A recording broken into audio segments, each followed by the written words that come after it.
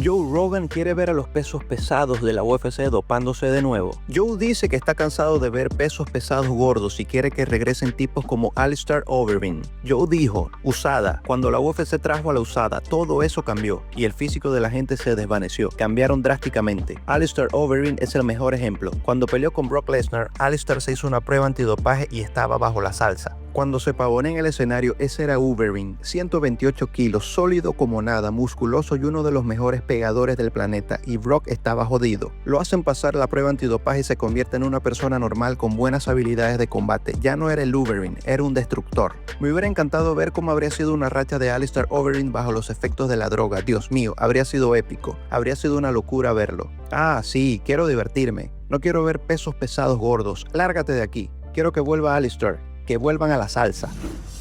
Aspinall explicó por qué las MMA son mucho más seguras que el boxeo. I don't actually watch it because I think it's quite violent. Right. But the bit that gets me is when you can see they're already knocked out and you just still hitting them. And I understand it's your job, but I think, nah, I can't watch that. I would debate it's well safer than boxing. Really? Yeah. You got a glove and you got a big padding on the glove, right? With boxing. You hit someone, you can cuss them, they give them 10 seconds, then you let them go again. Hit them again. So it's 36 minutes a boxing fight. Right. That can happen 10 times in 36 minutes. In MMA, you hit them once, they hit the floor, you hit them again, or once or twice, the ref will stop it. What you got to remember about boxing is they've all had like 50 plus amateur fights. Yeah. Some of them have had hundreds of amateur fights, so this has happened for years and years and years. Then they do the pro fights and it happens again and again and again. Yeah. And I just think that even though MMA looks a little bit more brutal sometimes, you put elbows in and kicks and stuff like that, I'm not disputing it's a dangerous sport because it is, but I think it's safer than... Yeah, now that you said that, I actually do agree to I think with big guys, you'll hit them once, rattle the brain, the ref will stop it generally, or they might let you carry on a little bit. Is this MMA or boxing? Both. Okay, yeah. The smaller guys, they don't have that one punch power, so they'll just continue to hit almost concussively for 36 minutes. And I think that over the long term, there's more damage. That's I'm not saying that MMA is not dangerous, but I'm saying that boxing is more dangerous. I don't know if it's more dangerous, but I think that a lot of people see the big gloves and see just the punches and they think that's a lot less. I don't think of it like that. Mateusz Ganrot publicó algunas imágenes de Dustin Poirier entrenando. Dustin se prepara para enfrentarse a Max Holloway por el título BMF en el UFC 318.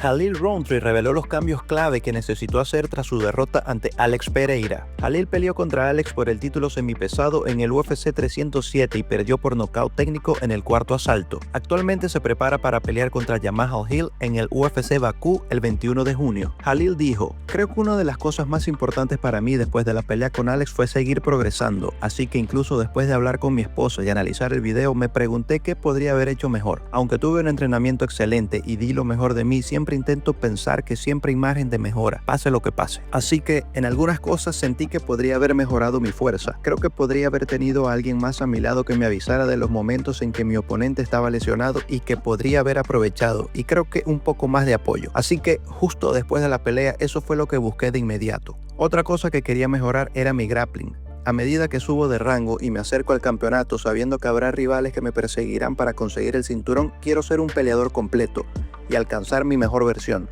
en todos los aspectos.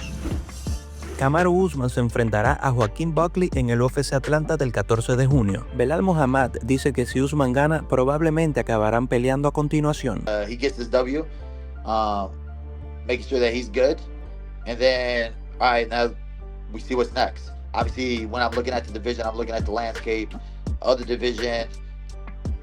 When I think of who it could be, obviously jumps out to the table. If Kamaru wins, I feel like it'll be Kamaru. If he beats Buckley, gets past Buckley. You got Ian Gary, you got Brady, and then even if Buckley wins, at the end of the day, I think it's whoever gonna get to, if they do, which I'm assuming Jack and Islam, whoever's next is gonna have to win one. So I think it all comes down to how they match everybody up and put it in there. But I think whoever's going to get next is going to have to win one more regardless. And me, I'm going to make a statement. And I'm going to put it out there. And I'm gonna get it. So there's not gonna be no guessing.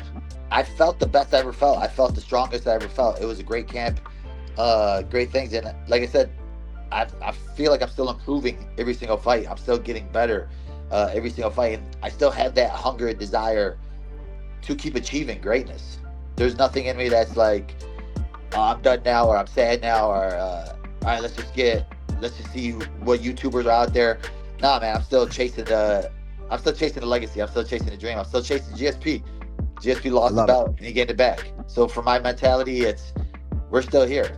And I don't care how old they are or how old they think I am. Go in there and beat me. And there's not a lot of guys that are going to be able to do that.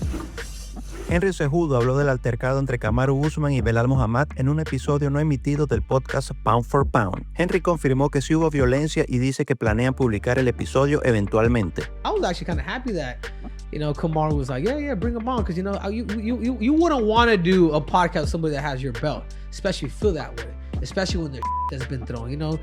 I feel like with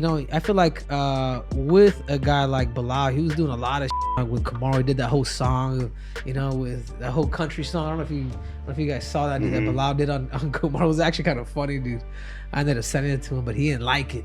So I think, the jabs kind of started being thrown around. So there was already drama like coming in. So once they came in, and then I was kind of like the mediator there, like, hey, what's up, Belal? What do you think of Kamaru? What do you think of Belal?